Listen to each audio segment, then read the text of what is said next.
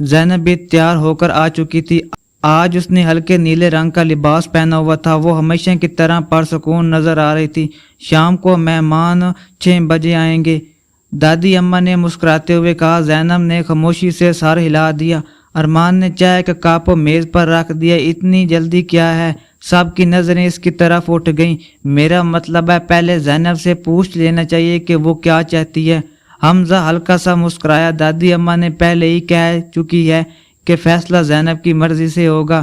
ارمان خاموش ہو گیا، مگر اس کے دل کی بے چینی بڑھتی جا رہی تھی۔ شام ہوتے ہی مہمان آگے۔ وہ ایک بے وقار خاندان تھا، اس کے ساتھ ان کا بیٹا بھی آیا تھا۔ نام فہد تھا۔ وہ ایک طرف کامیاب انجینئر تھا اور کافی سلجھے ہوئے انداز میں بات کر رہا تھا۔ گھر کے سب لوگ اس سے متاثر نظر آ رہے تھے۔ زینب نے بھی ادب سے سلام کیا اور سب کے ساتھ بیٹھ گئی۔